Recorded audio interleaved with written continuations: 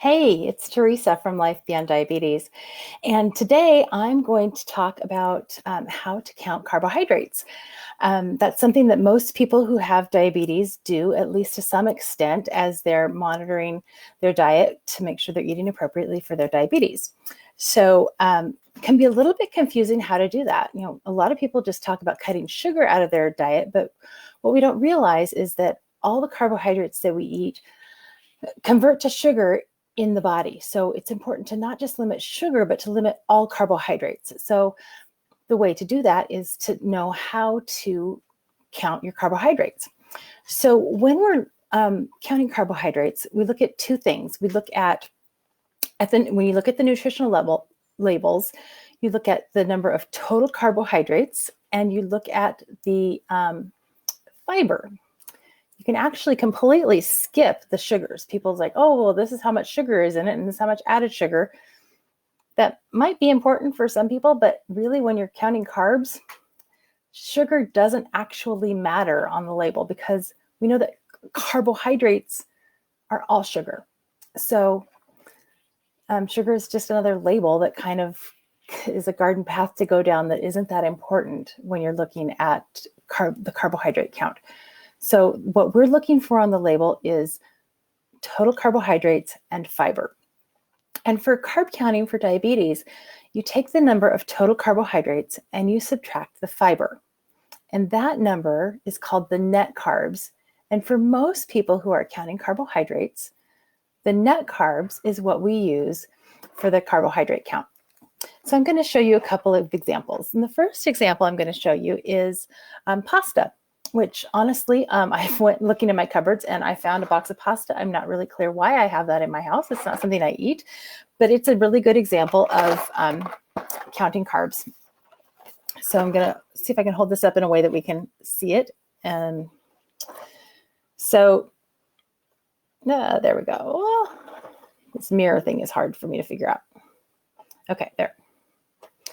So you can see, where is it? The total carbohydrate line, there's 42 total carbs in a serving of pasta. And on this box, you'll notice it lists the serving size as 2 ounces. It doesn't actually say how much 2 ounces is in, when it's all cooked. So that's kind of tricky. We just know that there's 8 servings in a box of this pasta. So it's kind of tricky. It's hard to tell. So you're going to have to kind of figure out how much a serving of pasta actually is. But there's 42 carbs. That's a lot of carbs. It's got that 42 carbs. 3 of those carbs are fiber. So we don't count those 3 carbs. So a serving of this pasta is 39 net carbs. The reason we don't count the fiber is because this fiber is not absorbed into our body. It's basically pooped out. So 39 carbs would be the amount of carbs that we are actually using in our body during from the pasta. So the other example that I have is something that I do actually eat, and I have one of these almost every day, and that is a low carb, carb balance mission tortilla. I love these things. I have a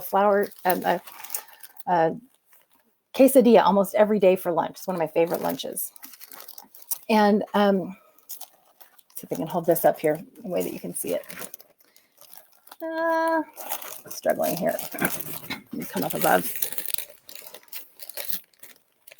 So this